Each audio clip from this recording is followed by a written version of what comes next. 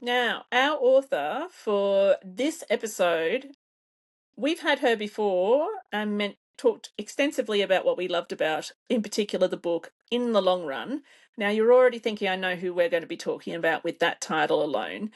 Emma Mugglestone was our first interview, and technically speaking, we interviewed her almost 2 months ago now, at the time that this magic is being created. But we held off deliberately because we saw just how many nominations this fantastic book In the Long Run had with the Australian Romance Readers Awards. So stick with us after you see our conversation with Emma, because we've got some exciting news to share from those live in Perth just over the weekend. The great thing about also talking with Emma is she is our first author interview for Pages and PJs. So it's like, was that a drum roll? I don't know. I think I'm curtsying. I think I'm bowing. So thank you, Emma, for just being led by chaos. That's me primarily. Sharon's far more organised than I am. Now we got a little clip here just to show you why she made our top reads of 2025. And we're just going to go to that now to see what we said about In the Long Run. I think Emma just, again, hit it out of the park, right? Yes. Like, this is her trad debut novel. There's so many things about this novel that live rent-free in my head. And Emma, I think you're just bringing the queen of the slow burn. I often joke that she has a double degree in journalism and longing. She brought both of those to the run, in the long run. So this was great. I think about this just randomly all the time, and that's why it's on this pile. Loved it. Yeah. She had me at croissants. She had you at baguette. Yeah, that's right. You have to read it. You have to read it to find out what we're talking about, and I recommend that you do. Absolutely. You won't look at baked goods again the same way. And you're welcome when you do. There you go. That's right. Here's our interview with Emma. We are here in bed with books, and in bed with this book in particular, In the Long Run, by author Emma Mugglestone. And guess who's here with us? Hey, Emma, welcome to In Bed with Books. Hi, guys. Hello. I always do a top 10 of my 2025 reads, and yours is in my top 5 of my 2025 reads. That's very loved generous. this book. Thank you. And Lou loved this book, I know, because when we were both reading it, we were talking about it. Well, there's so many amazing parts of this book. But first of all, we want to hear from you. What is your favourite moment in the book?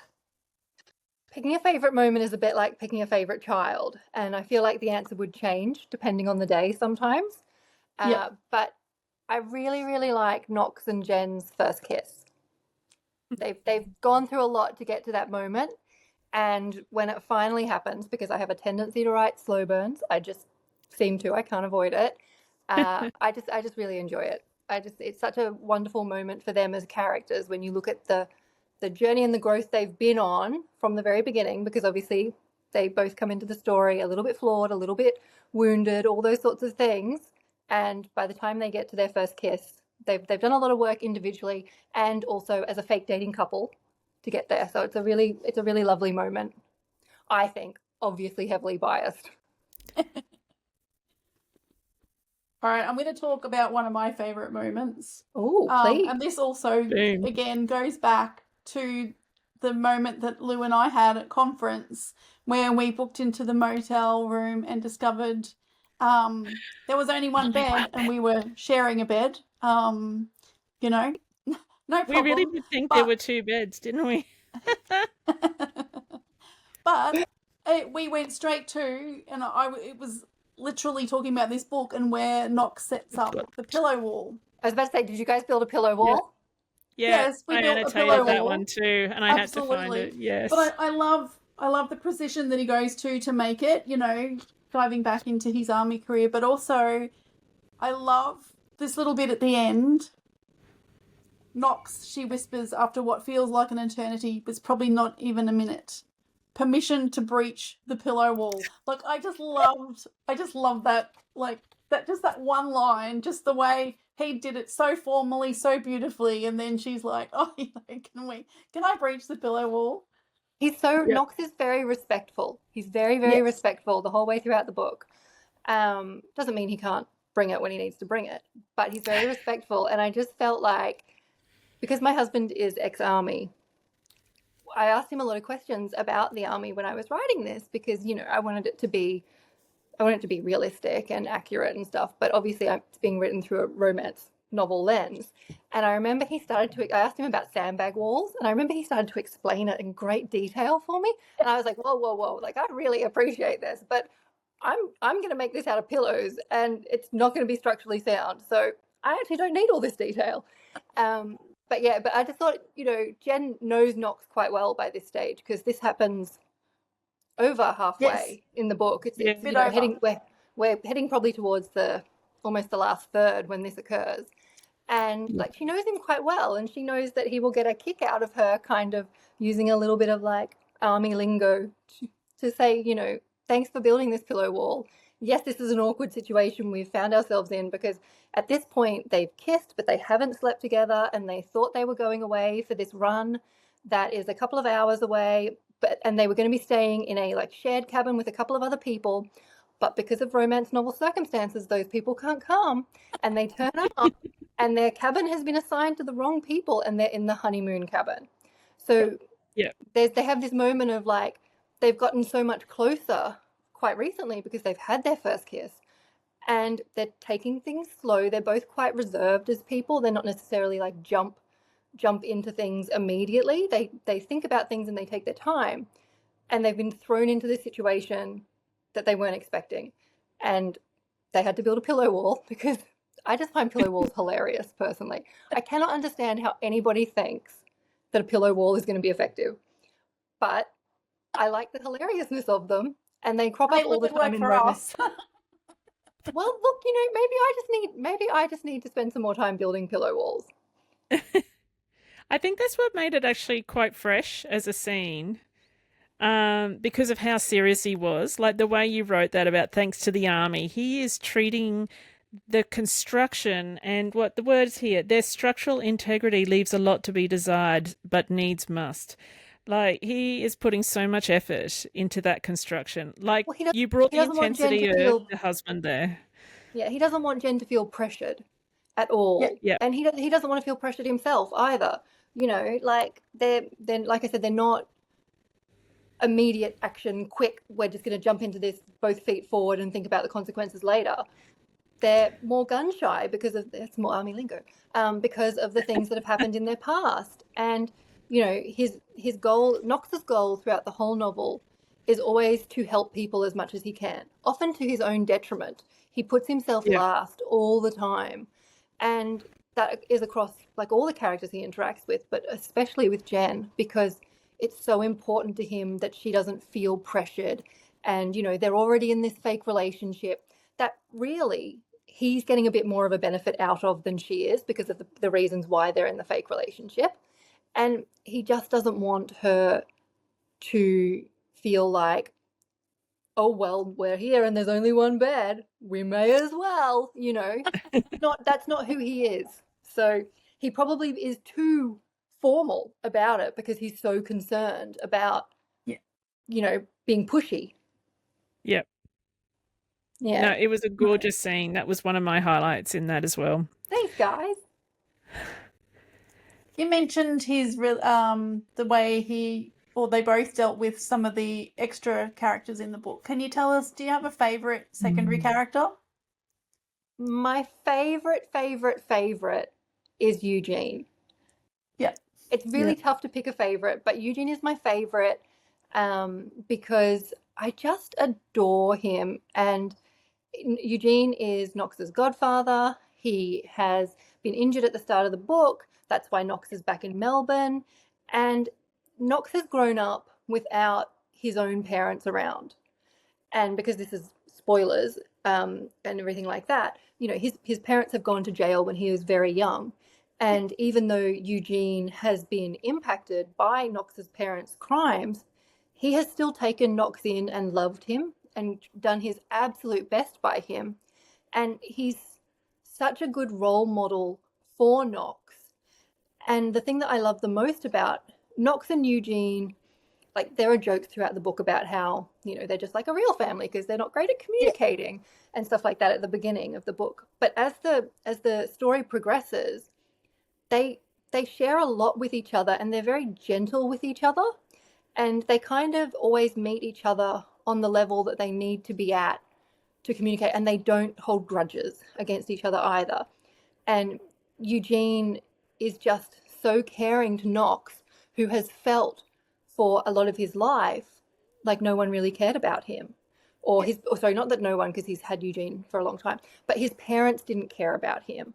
And that's obviously been very traumatic for him. And it's a lot of the reason why he has so many walls up. But Eugene is just always there to like gently say, I'm just here, mate, if you need me. And he's not afraid to call Knox on his BS either. Like, no, you're being ridiculous. I'm going to call you out on this right now. And I just love him. I will give an honourable mention to Yeti, though, who is my other favourite supporting character. Because every time Yeti just turned up on the page, he was fun. And he is such a hopefully accurate representation of military friendships, because it's just a little bit of a different friendship when it's formed in the military because of the things that the characters, those people go through. And I've seen it with my husband and his friends. You know, they all have ridiculous nicknames. They all know each other. Like that, there's a line in there about Melrose Base, and that is from when we lived in Puckapunyal. We lived on what was called the married patch, and that's literally where all the married soldiers and officers and their families live. And as you drive in, there was this little row of the 2-story houses, which were for the higher ranking officers. And that was called like Wisteria Lane. And oh my gosh. Well, that's what we all called it. And then you had like Melrose Base. And like if I was to say to my husband, because I worked at the Army Hospital when we were there, oh, I met this person today. And he'd be like, I know them, did a course back in, you know, whenever, or I know them from this exercise, or oh, they're really good friends with, like, everyone knows everyone. It's so interwoven, and Yeti helps represent a lot of that on the page, hopefully. And he's so fun. He's so fun. Yep. I think Yeti has a lot of main character energy too, and that would be fun. That was a bit of a hint. So bring on the next story, Emma. Good chat. I think Knox's relationships with them is just beautiful. Like it just shows a real insight into him as a character, as a human. And that's where those secondary softer characters sides. are useful. Like secondary characters let you show so much. Obviously, they're standalone characters on their own, but they let you show so much about your main characters through their interactions and how they treat each other and things like that. I love secondary characters. I really enjoy them because it's, you know, obviously we want to constantly be highlighting more and more about our main characters, but you want them to feel like real people. So you need to have other people and characters around them to help you do this. Yeah, absolutely. Emma, we've often joked together that you've got a degree in journalism and a double major in the longing. We're now dubbing this section Tension and Tingles because you brought that into it. And when you actually were talking about when the kiss happens, as I'm looking where the relative cameras are hard percentage is with my annotation notes. And like when they actually bring up what are your thoughts on kissing? I love that question by Jen when she brings that up. It's just before halfway. By the time Knox actually says he's down for a little bit of kissing, but it's the way he says that too, that he doesn't want it to be on show. He wants it to be meaningful. Like the frisson was amazing. But we're talking, and it almost sounds like that's a bad thing. This is nothing but joy. There was just a delicious building of tension all the way through. What were some of your favourite moments to write to create that sort of tension and that yearning? As a card-carrying member of the Slow Burn Romance Club, I think I should probably apply to be on the She's committee. president. Yeah, there we go. We're on the same wavelength. I love the near miss moments. I know they're frustrating, but they're frustrating in a kind of delicious way. You know, where Yes. you think, oh, yes, finally. And then it's like, no, they've thrown something at them. Like, there's a scene where they have gone out for dinner. So they're fake dating. They're obviously getting closer, and they've kind of been ambushed at their gym by Jen's mum. And she has asked Knox, she's put him on the spot and said, come to dinner tonight. Like, it'll be lovely. And he sort of feels that he wants to go, and he sort of feels like he has to go. And Jen's panicking because her mum is quite excitable. And obviously she's becoming more and more anxious about her real feelings for Knox at this point. But obviously they have to keep fake dating as well. And they have this nice dinner and everything like that. And they, you know, Knox walks her home. They live in the same complex. So it's still romantic, but it's also logistical. And he says like, I'll see you to your door. And she goes, but your door is 5 meters from my door. Like, I can walk up the stairs by myself. And he's like, no, I'll be seeing you to your door, Jen. I'm a gentleman. This is what we do. And they have this moment where he kind of thinks that she wants a kiss. And he says to her, you know, they're talking about, you know, like, what sort of things are you know, do you want me to be less of a gentleman? Sort of things like that. It's quite flirty. And she says, I don't know what I want. And Knox immediately takes that as, oh, she doesn't want me. This is too much. I've come on too strongly. And he backs off. And they don't have their kiss then. And they've already had this conversation where, you know, Jen has said, what do you think about kissing? Like, how physical should we be for this fake dating and all these TikToks that we're doing and things like that? And they're just constantly, they can't get on the same page with the kissing for a little while. And I know that can be frustrating to read, but it's also my favorite to read, and it's my favorite to write, because as a writer, my job is to keep throwing problems at these characters. Let them get a little bit comfortable, and then I have to pull the rug out from underneath their feet again.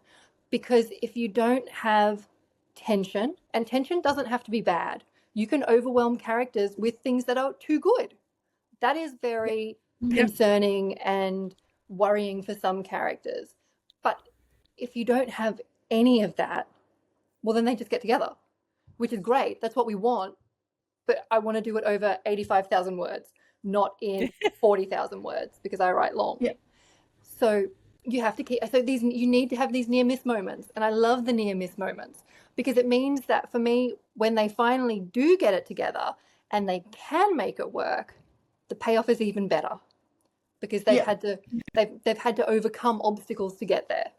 So those are my favorite. The moments where you're like, it's going to happen, it's going to happen, it's going to happen. Oh my God, it didn't happen. I think that's what made it so enjoyable, though, that Knox and Jen were finding their rhythm and their frequency, all that sort of thing. Like, there was so much lovely push and pull, and it was all driven by the characters. It wasn't like a cockatoo smacked into his face, like that sort of physical comedy. That's not what it was about. And there's so many funny moments in it, though. But anytime it was about the tension, the frisson, it was because they were trying to find, I don't know, trying to match each other's speed and wherever their heads were at the time. And it was beautiful. So that's why I just so much adored your book. Thank you. The tension and the tingles are definitely there. And I adored the spice too, because they were even trying to find each other's, I kept calling it rhythm, but I guess that's technically the word, isn't it? But there was a few false starts there as well. Like, nothing was perfect, but it was so enjoyable for them as well as for us to read about it. And that's what made it feel authentic too. Yeah. Well, I just think that the spice has to match the characters to a certain degree. Yes. And for Knox and Jen, it just wouldn't have made sense for them to jump straight into bed, because that's not who they are. Yep. If Yeti got a book, he'd be jumping into bed. Like, no questions asked, definitely. Because that's who he is as a character. It would make sense for him to behave that way. But for Knox and Jen, it just didn't work. So even with the way the spice is in the book, they don't actually, this is going to sound so clinical, because I don't want to diminish the intimacy and the sexual connection that they do share once they start being physically intimate with each other. But they don't have penetrative sex. How good was that? Aren't you guys glad I said that? Until the very Classic end, almost. textbook. You know what I mean? But that's because their relationship is building the whole way through, and it's just the way that it had to be for them and for the spice to unfold. Yeah, in my opinion. And I got to write the book, so I got to make this decision.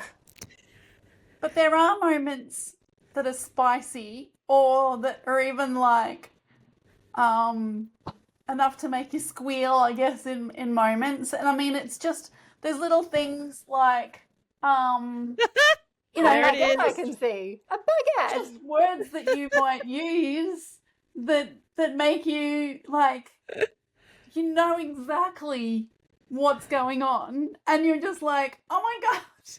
Like, honestly, the baguette is one of my favourites. Yeah. Like, I enjoy that. Yeah. And this is why I had to be a patisserie guy, so I could make all these patisserie item jokes. We love you for that. Thank you for giving this. Next minute, Kmart just launches, have you seen our baguette and croissant range? I was like, this is going to work well for me. Thanks, guys. Yep, get in my cart, Kmart. So proudly sponsored by Kmart, in bed with books. Let's talk, Kmart. Now, Emma, we've got a run club. There's just been so many headlines since you did your book. Coincidence or causation? I'm going causation. And I've even got a psych degree, and I know just how I've ruined all of my years of education. However, coincidentally, there's just been so many conversations in the media about run clubs, and as a way to make real connections, dump the apps and go out there and get sweaty in a running kind of way, but actually meet people authentically while you're out there at run club. Have you seen this with your running? Because I know you're a runner, you are involved in events, groups, but also run clubs. Have you seen real life romance bloom through, the events that you do, the training that you do? Not personally with my own eyes necessarily, especially because I've been married for a million years, so it would be a bit suspect if I went cruising run clubs now for less than running reasons. But there are so many TikToks, like you say, there are so many articles, and that's a lot of the reason about how In the Long Run came to be, because it was noticed by Penguin Random House that run clubs were trending, and they thought it would make a really fun idea for a romance. And that's how... They were right. Yes. I totally agree. It was so much fun. And I think I endorse this. If you stop and think about it, it does actually make a lot of sense, because oh, absolutely. Often partnerships that are successful have common interests. Runners love to talk about running. We really do. We really do. Like, I'm not even going to apologize for it. We like to talk about running, and we're happy to do so. I understand that non-runners don't love listening to it, so I won't go into too much of a spiel. But there are also lots of really fun things about running. I know that the non-runners might be starting to get a bit of an eye twitch because I've just said running can be fun. But stay with us. Stay with us. Stay with us. Oh, I mean, technically you're speaking to non-runners. Like Sharon and I... Sharon is a runner adjacent, I feel. Her husband runs... Yeah, we're running adjacent. Yeah, she's running adjacent. We've got husbands who do I'll it. take that. Running adjacent. Yeah. I mean, so Sharon's husband, can we mention Kevin by name? Kevin runs ultra marathons. Rob used to do triathlons in the halcyon days of babies and before kids. But he's a cyclist and a runner and a swimmer. So, yeah, I'm the one who turned up with the big coffee and dark sunglasses on event days and held the bag. So running adjacent as well? Yes, and I'm learning to run as well. I rock up with my camera and just take photos. Yep, someone's got to do it. There's a role for everybody involved with these sorts of things. And you would hear the gossip, even at triathlons, of, ooh, is somebody looking at somebody? And, did they go out last night? That kind of thing. And, little radar ears, Lou, is just sitting there going, yes, give me the goods, filing it away for later.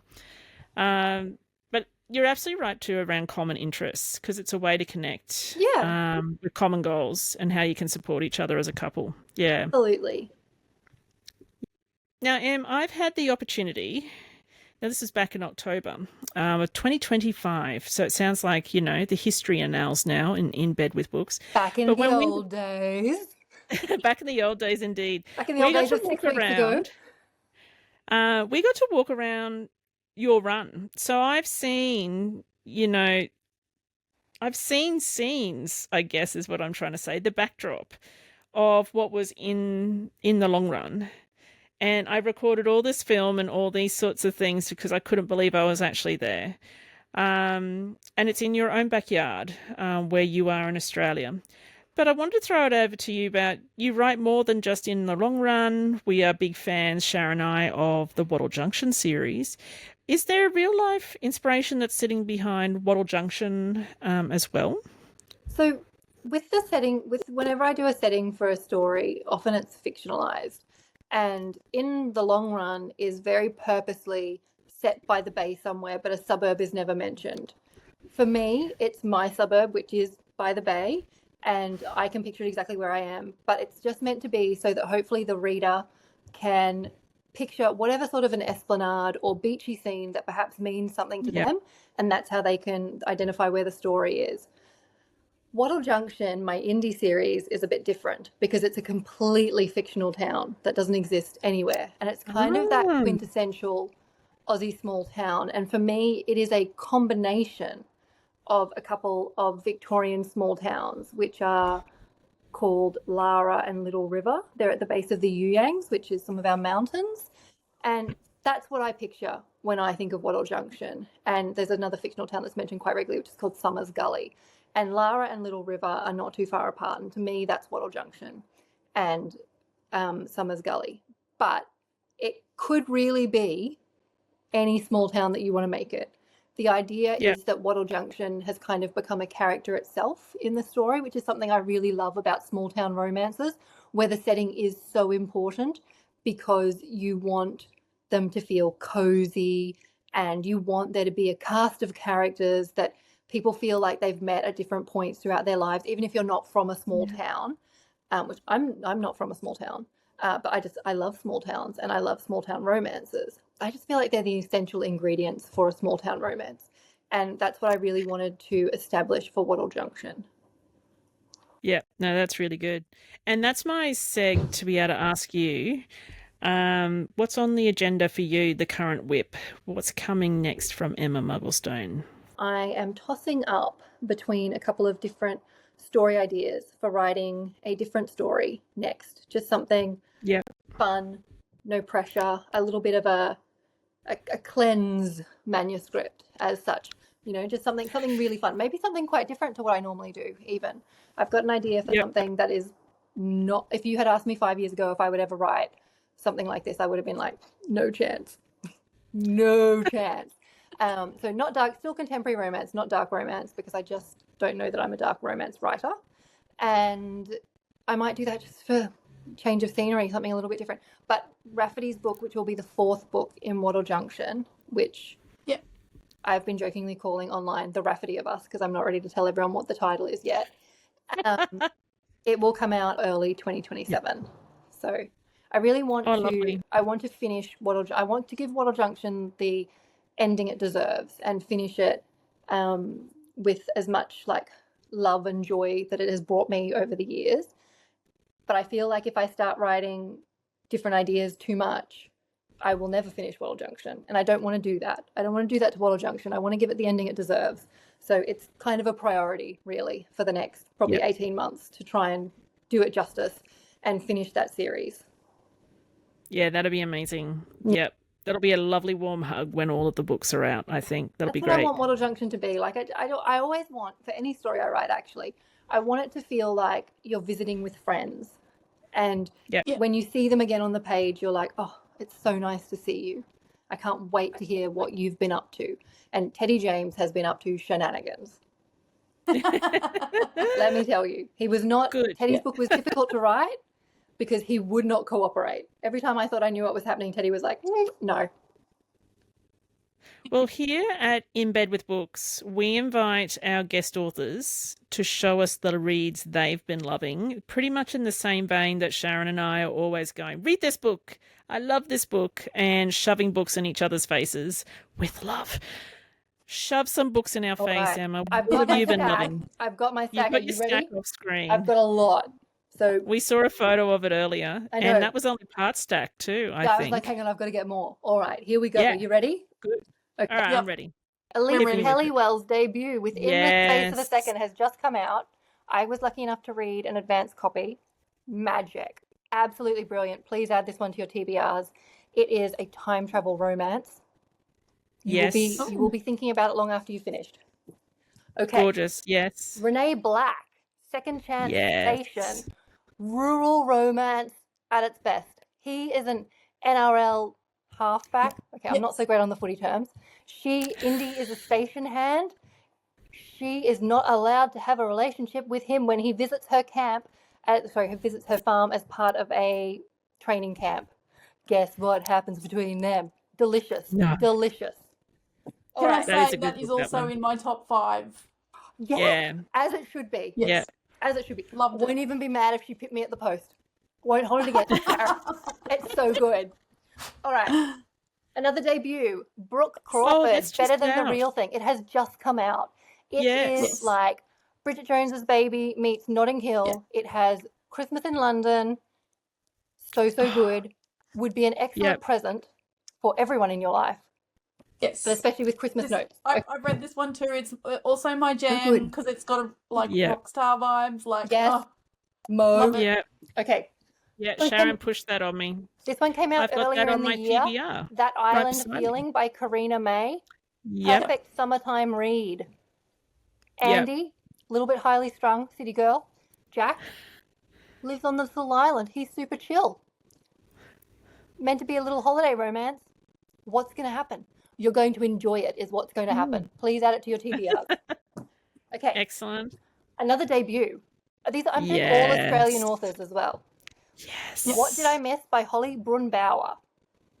Yep. I mean, if you are in the mood for the world's biggest green flag, Yep. introduce yourself to Bo Shepherd.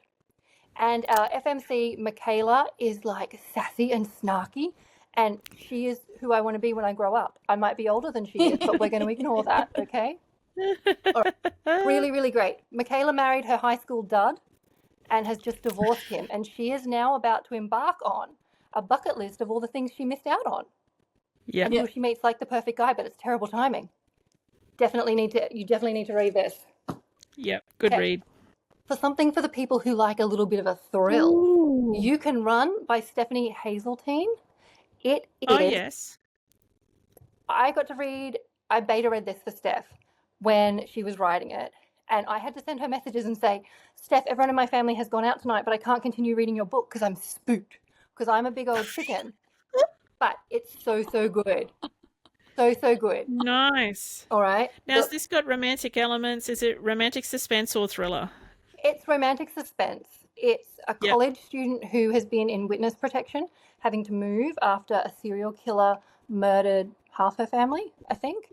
And she meets like the perfect guy, but the serial killer is getting closer. Really, really good. Really, really good. Excellent. Highly recommend it. Okay. How do we feel about love triangles? Because I feel very positively. I read Steph Vizard's A Smart Girl's Guide, my apologies, to Second Chances. Yep. I would have said prior to this that I'm not much of a love triangle fan, to be honest. Because I think you're always going to cheer for one, and then you might be disappointed if they don't pick them. I was very torn. So torn. Yeah. But it has the best, it's like a masterclass in a love triangle. Ooh. So for romance writers who are interested in love triangles, definitely read this. For people who just enjoy a wonderful romance, absolutely read A Smart Girl's Guide to Second Chances by Steph Vizard. Excellent. I'm not done. Please. No, folks, she ain't. It's a big stack. My stack actually just fell over because it's so big. Oh, I know what you're going to put up. This is the arc, so it's a different cover. This is in my top 5 for best books of the year. Yeah, that's in my top 5 too. It An lives Academic rent-free in my Affair head. by Jodie McAllister. Yes. Who knew footnotes could be sexy? Yep. Jonah Fisher knew.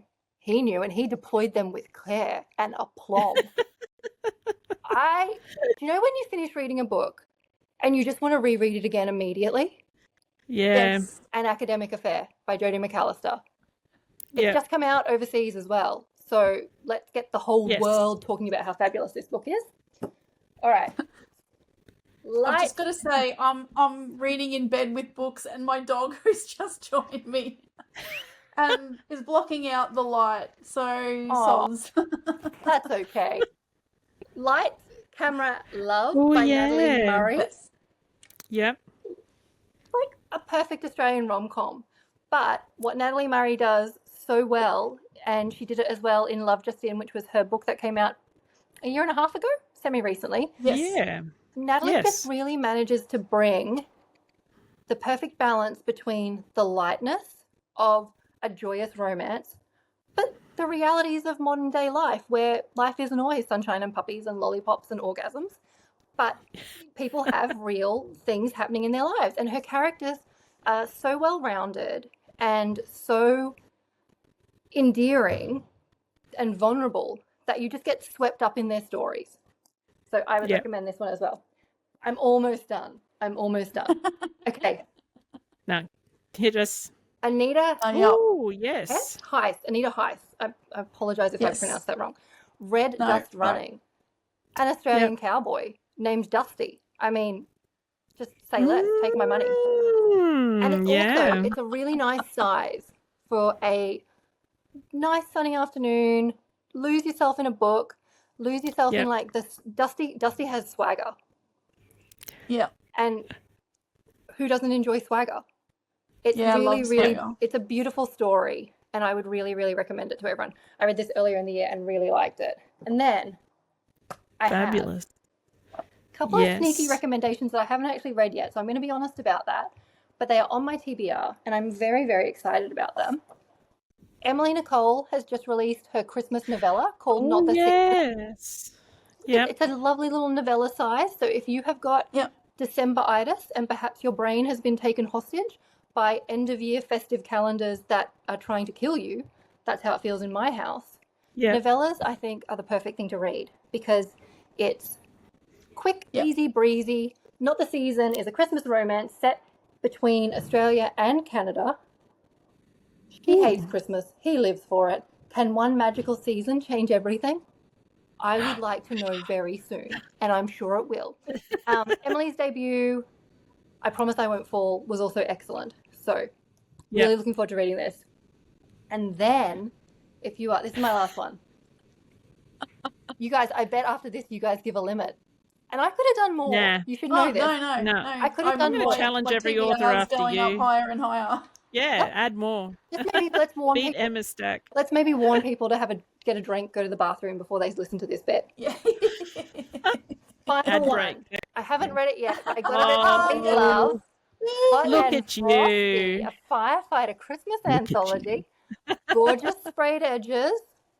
How many stories do we have in this, guys? I feel like you might know, but how many stories are in this?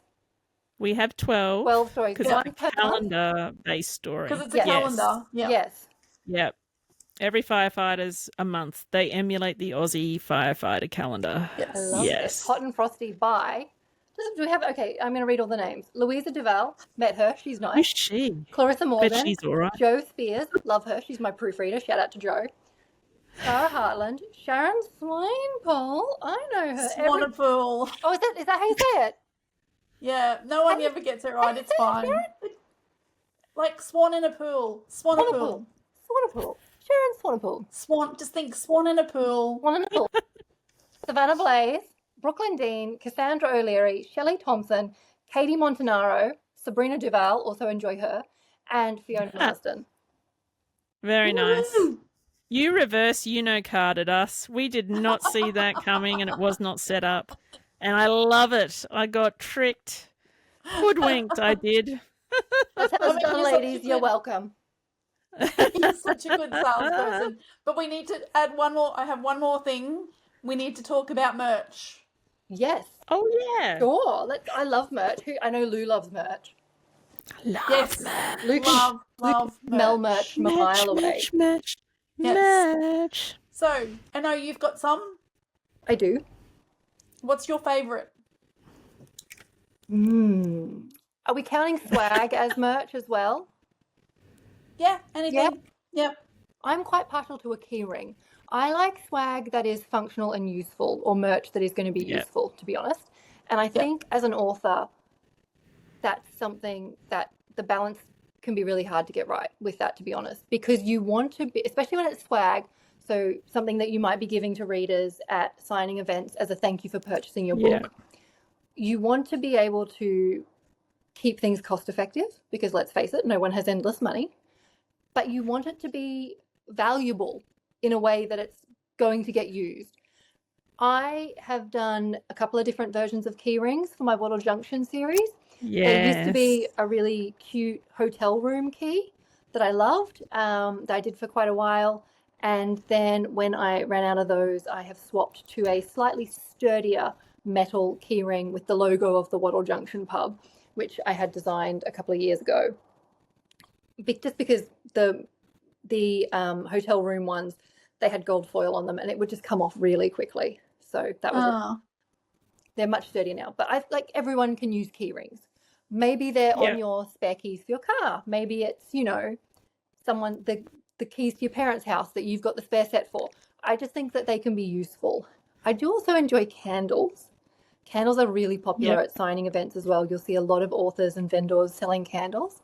I'm just a sucker for a nice scent. So, and then in the long run, I knew that I wanted to do something running related. So I have got medals made up, and it has a cover. It has the cover of the book. So the cover of In the Long Run kind of sitting in a book frame, but they're like a running medal. So that's the swag that I use for that. I haven't done a huge amount of paid merch outside of candles, and I've got some enamel pins and things like that, but I would like to do more. It's just a matter of balancing the demand for merch versus the cost versus the logistics of taking it to events, having to ship it places if you are traveling for events.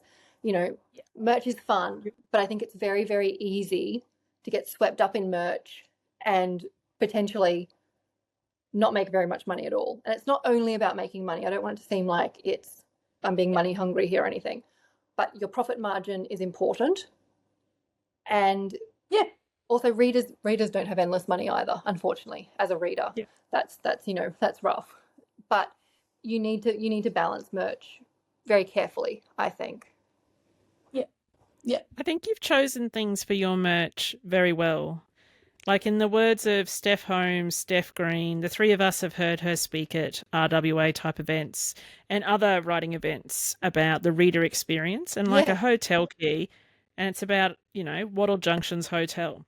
Brilliant. Like the merch gives me a reader experience off the page, and I think that's why I love it so much. Like it helps build the world of the book a little bit more. Yes. It's world building off the page. Yeah, absolutely. The candles I did for Wattle Junction, Alice, our FMC in The Reality of Us, she opens her own candle company. And so the candles that I had as merch were the candles that she makes in the book. And they've all got the same names, they've got the same scents, the same way they were described, and things like that. So it just hopefully helps enlarge the world of Wattle Junction a little bit for the reader. But in and I love your running medal too. Oh yeah, and like a running medal. Am I going to? Maybe I will wear it. Actually, challenge accepted to me. Yeah, exactly. It's you hang it on your bookshelves, Lou. It actually hangs off my second screen for my laptop, along with things like my lanyards for writing conferences and that sort of thing. It's like my little tokens and memories. But it doesn't even have to be immediately useful. But that one thing that it's that medal that you get because you did the event, right, with runners. Know that so well with triathlons because they usually get some sort of token. I, full confessions, everyone, I carved out a space in my bed to record this tonight around the laundry Beside me in the laundry is the Noosa Triathlon towel. That was the token that they all got that year, that my husband did that particular try. So, yeah, all of those things matter because they're the sort of things competitors and people who participate in the thing, they all keep that because they're a wonderful I'm wearing memento. my husband's Noosa Ultra Trail shirt to bed. Oh, we just repping Noosa tonight. Like, when none of us are anywhere near Noosa. Tourism I don't even Queensland, remember that please. particular one, but anyway. Proudly sponsored by Tourism Queensland and Noosa Shire Council. Call us. We're going to now say goodbye, and this has been fantastic, Emma, but I think you need to confess or share, either or, what you're going to go and run off and do with your family. We had to make sure we kept to a time limit because you've got a commitment. Do share where you're going. Well, I live in Melbourne, and we had the Aurora Australis make an appearance, I think late last year, and it's been a few other times throughout the year. But my kids are not super duper old, so we have only seen them once. But there's been a bit of chatter online on the Facebook pages that the Aurora Australis might be out tonight. So I said to them, what if we had a bit of a late night and let's go and see if we can find the Aurora Australis. So we're going to go and drive to a secluded little beach. Sounds like the start of a horror movie, where it'll be very dark because we want it to be dark so we can hopefully see them. Amazing. And we're going to go and see if we can make a fun family memory. Yay! That's so cool. And not get murdered. That's great. Even better. That's the vibe we're going for. Aurora Australis, no murder. Like, I'm just sighing in Queensland because I know you guys are just way too far north. Sorry. Yeah. And recently we had a faint glow if you left your iPhone on for an extended period of time to get the photo, which is great. You capture a memory on your phone, but it was just a sky. So it's nothing like what you Southerners are able to experience. So I hope you see the lights tonight, the electromagnetic fields. I'll send you pictures if we do, and if we don't, we'll probably just get slushies and drive around for a bit. Send me the glow of the slushy as well. You'll know if it's neon frozen ice or a sky picture. It'll be immediate, apparently, what's happened with my evening. It's been a pleasure to talk to you this evening. Thank you so much, guys. It has. We adore your words and looking forward to more. Thank you. There's the baguette. Say goodbye from the baguettes. Say goodbye to the Goodbye baguette. from the baguette. What a send-off. So at the end of March, it was a very, very big weekend for Emma. She was nominated for a huge stack of awards as part of the Australian Romance Readers Association with their annual awards. And I mean, Lou and I know what it's like to be nominated because we were both runners-up last year. Yep. Yay! Was that only last year? It was only last year. So we know how exciting that is. However, the results are in, and Lou is going to read out how she came. I need a drum for a drum roll. However, I'm going to start with... I want to do this kind of like the Jason Kelsey because I love his hype intros. But Anna was a winner of one of the awards. There was a category of Favourite Australian Set Romance for 2025. That went to In the Long Run. Emma was the winner. Shout out to Alyssa Montgomery for being the runner-up with Sharing Forever in Hope Creek. And then Emma became runner-up in 3 categories as well. So for the category of Most Original Story in a Romance for 2025, runner-up In the Long Run, the winner was The Payback Plan by Amy Andrews, another mother romance, author of Ours, amazing Amy. And Emma was a co-runner-up for the category of Favourite Australian Romance Author for 2025. And I think that's huge because there was an absolute pedigree of Australian romance talent and excellence in that lineup. You saw the list. We were making our own little secret squirrels sort of, ballot and who might win. The winner was Amy Andrews, again with her book, The Payback Plan, but Emma was runner-up with Kelly Hunter. And like Kelly Hunter is an editor with Truly Publishing as well, and she is phenomenal, amazing, multi-award winning too. Like Emma was just with such good company there on the list of finalists and Who Got the Gongs. And last but not least, the category of Favourite Romance Couple. Emma came runner-up with In the Long Run, but again, there was a little bit of swapsies going on here with Alyssa Montgomery. She won that with Callie and Jack in Sharing Forever in Hope Creek, her book. So it was just great to see Genevieve and Knox, who we utterly fell in love with over coffee and croissants in the long run, up there with so many incredible authors in Australian romance right now. So well done, Emma. It was actually really good that we just hit the stall button to be able to do this pod, just to see, it was one of those things, right, Sharon? Is it just us and we're utterly in love with this book, or is everybody else feeling this love? And it weirdly felt like I was vindicated. I don't know why. I don't need to be vindicated. I'm perfectly validating my own opinions of which books I love. But there was an element of joy I wasn't expecting, because it was like everyone else agreed with me and you, and yeah, I just was so exciting. And it was late, very late, on that Sunday night when the awards were being announced, because we were on Perth time and they were up a lot, later than we were on the East Coast to the West. So what was your reactions when you saw all these announcements coming through? My husband was like, "What are you doing on your phone?" I just kept looking back because they had the break for the dinner. And then I kept scrolling, checking. Is there new ones? And it was also great to see, just like shout out to Amy and the other Karma Club authors. Claire Connolly was there with her as well, as part of that series. There were some great photos that were coming through, just sharing love of holding their chunk of crystal.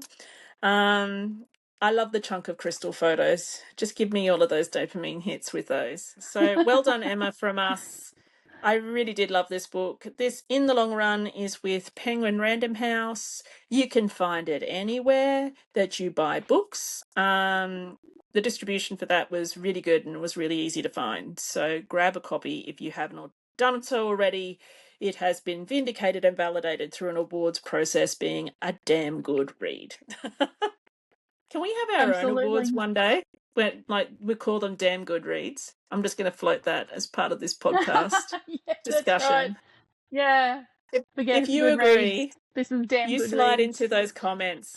Damn good reads, the Damn Good Read Awards. It's just Shaz and Lou going off about the books that they really love.